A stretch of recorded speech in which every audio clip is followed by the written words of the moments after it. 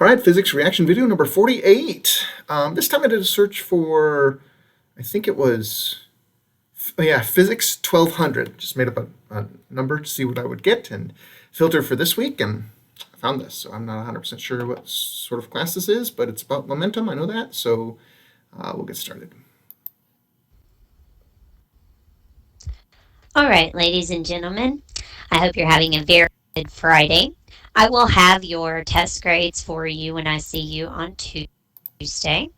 But right now, you need to get out these notes, which are your momentum notes that you could have printed off on the web, Cool. or you need to get out a piece of paper. Everyone has to have one or the other.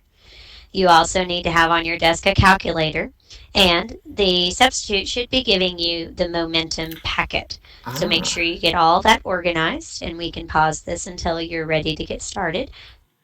So it sounds like this might be something that was sort of prepped for a day that she knew she was going to be absent. So that's pretty cool. I love the very specific instructions about what you had to have out. I've said before, with my students, I say, look, if I'm going to make these videos for you, that's cool. I'm happy to do it, but you can't just watch them like a YouTube video. You need to have a pencil in your hand and a piece of paper so that you can really sort of help organize your thoughts. But then we're going to get started. As I go through this, I'm going to be moving this little box that's in the top left corner right now that says I'll be moving it around. So just realize that Cool. it'll move from spot to spot as we go to different slides. Okay? Well, then let's talk about the big moo and its transfer. Momentum is a physics term, and it refers to the quantity of motion that an object has. A sports team which is on the move, like our volleyball team or our football team right now, way to go, has the momentum. If an object is in motion or on the move, then it has momentum. Some things you need to realize about this is that momentum has to have the object moving. It is mass in motion. So momentum is got to have motion involved. So I just want to pause right there, and I love this. This description was fantastic. I really, really liked the emphasis on the quantity of motion. That's pretty cool. And then this bit down here was really cool too. But I paused because it occurs to me that if you were to replace this with kinetic energy, it almost works. Let's read. Kinetic energy is a physics term. It refers to the quantity of motion that an object has. A sports team which is on the move has energy.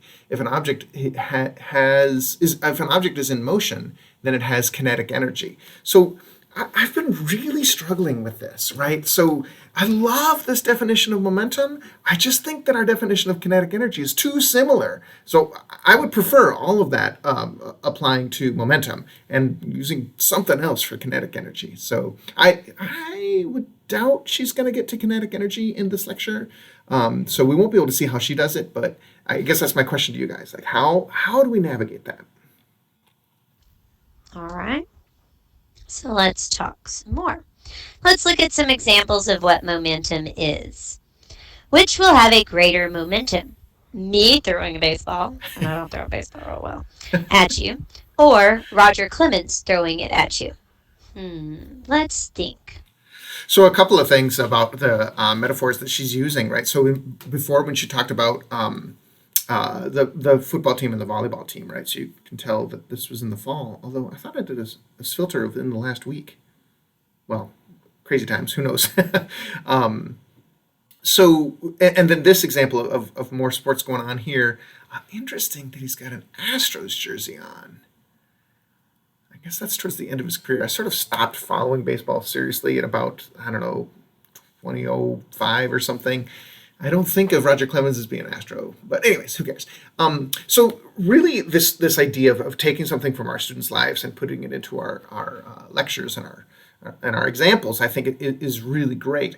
I think the struggle that I have is that I just assume everybody likes all the same stuff I do, and so I've really been struggling to diversify my examples, the things that I choose from. It's been great with my own children. I can watch to see what they're interested in, so I'm sometimes able to use those examples too. Roger Clemens, me. I'm thinking that pretty much the Roger Clemens one. What are you thinking? Well, let's think about why. Why would it be that Roger Clemens's ball is more momentum than me? I like that. That is because his is going to have, it's going to take more force to stop his. Hmm. Because obviously his is going to be thrown more about 95 miles per hour to stop it, and mine might be thrown more at 45 miles per hour, if that. That's still fast. Okay, so even though we'd both be throwing a baseball, which has the same mass, his is going to have more motion to it, and so it's going to have more momentum. Cool. Still thinking about kinetic So let's energy though. continue with some more examples. Which has more momentum? A car at 45 miles per hour, or Thomas the Tank Engine at 45 miles per hour? So this is a fantastic example. I think that for some people, a car seems supermassive and a train is just more of the same, right? So if you get hit by a car versus hit by a train, if you're a person, if you're something whose mass is, an order of magnitude or maybe two orders of magnitude less, it seems like those two are the same. So I'm curious what she's going to talk about, what this momentum might be able to do, whether it's hitting something, which I guess is sort of morbid, or maybe finding out how long it takes to stop it, which is exactly what she used for the baseball, right? So if you ask what's going to get hurt more, being hit by a car or a train at 45 miles an hour, honestly, they both hurt about the same, because in both cases you hardly do anything to the car or the train because you don't weigh very much. But asking how long does it take to stop is fascinating, right? And of course, we have a ton of examples of how fast a car can stop. Not everyone fully understands how long it takes for a train to stop. And if you watch the Thomas the Tank Engine cartoons, you'll actually notice that they're treated like cars, even when they have cars, train cars behind them hooked up. They sort of zip around, start and stop as fast as cars do. So the cartoon, I think, gets it a little bit wrong. Hmm. I'm thinking the train. Are you thinking the train? Hopefully, you're thinking the train. Well, let's talk about why. Because it is the train. So, why would it be the train? Because there's more force needed to stop a train than a car. Even though they're traveling at the same speed, the train has more mass. And Awesome. since momentum is mass in motion, the one with more mass is going to have more momentum. And the train has more mass. All right. So, what factors are important for determining the momentum of an object? Well, we've talked about two. So, let's think. Forces, factors that are important. Well, it would be mass and velocity. They're important factors when considering the force needed to change the motion. It's interesting that the examples that she gave up until now really have only used speed. She really hasn't talked about the directionality yet, but she's sort of subtly hinting that directionality matters by saying velocity here. Not everyone does this the same, but there are a lot of physics teachers who really hammer home the difference between velocity and speed.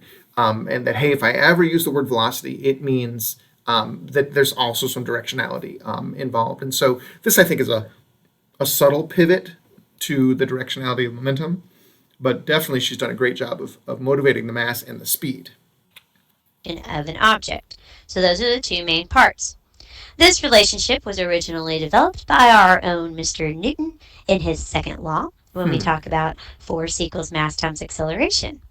Hmm. So, momentum is the product of mass and velocity of an object. So, this is our new formula. So, momentum equals mass times velocity. So I think again about when we have these spurious constants around. So when you learn about the force of gravity, you have these g's floating around that have to sort of take care of the units. When you learn about kinetic energy, you have one halves floating around. When you learn about lots of things, we put all kinds of extraneous either numeric values like one halves or constants that kind of take care of the units, like the capital G in gravitation or K or epsilon naught in electrostatics.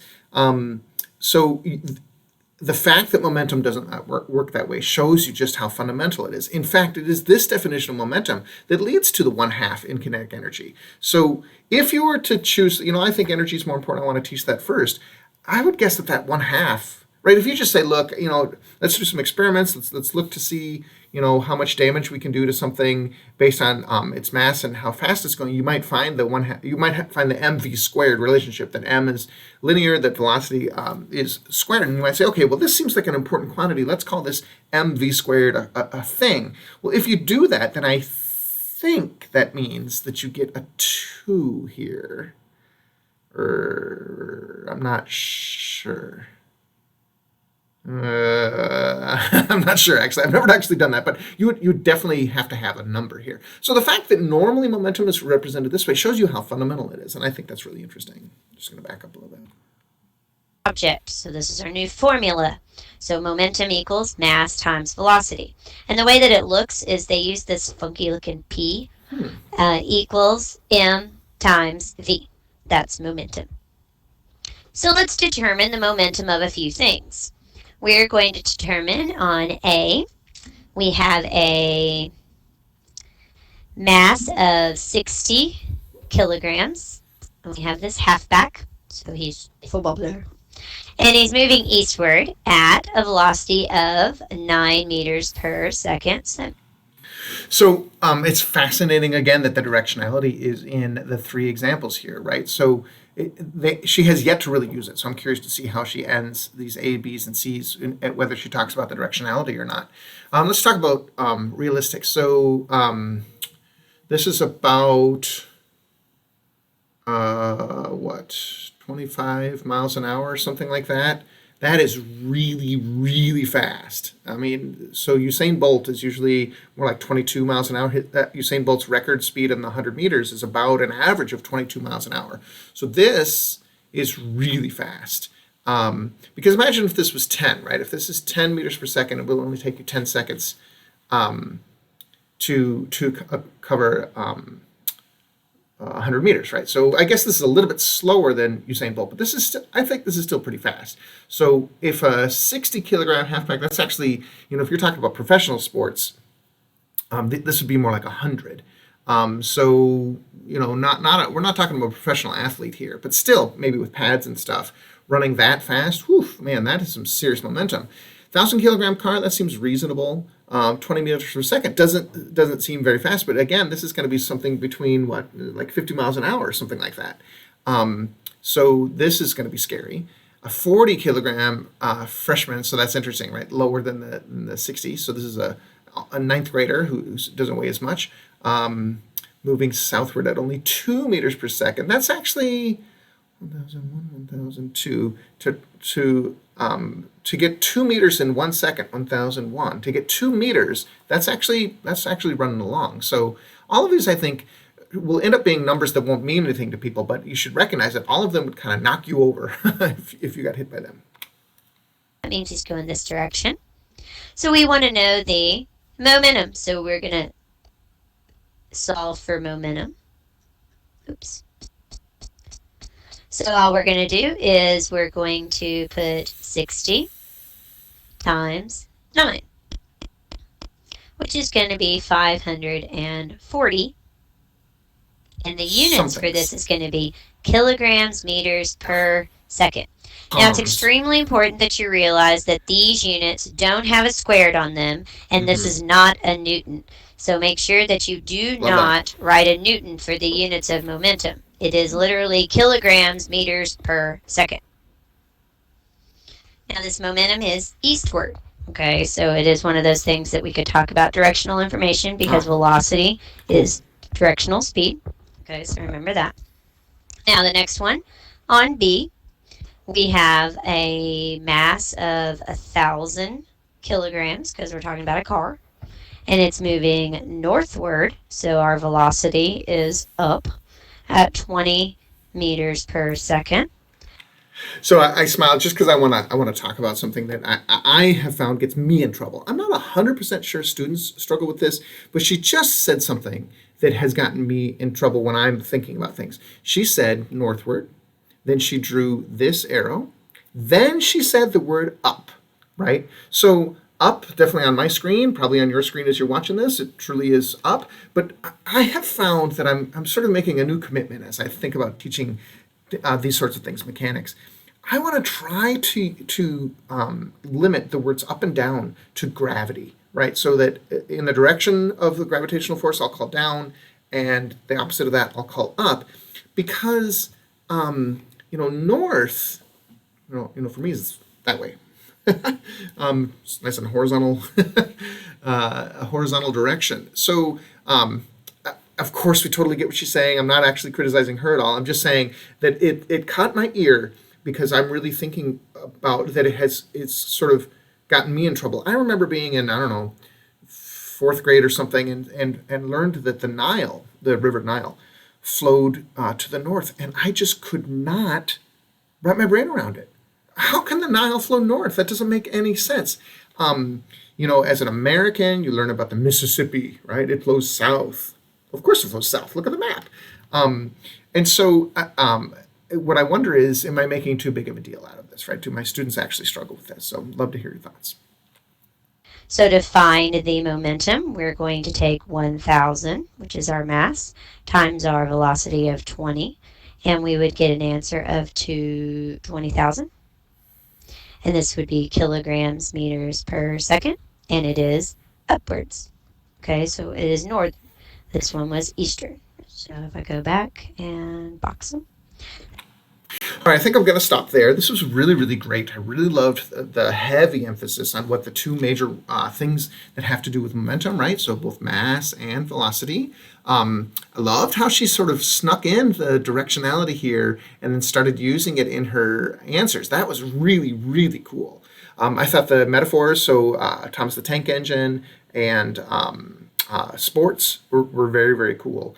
I think that there's a lot of really good stuff here. And I also really liked the very, very beginning when she talked about, hey, okay, we're about to watch this, so get your stuff together.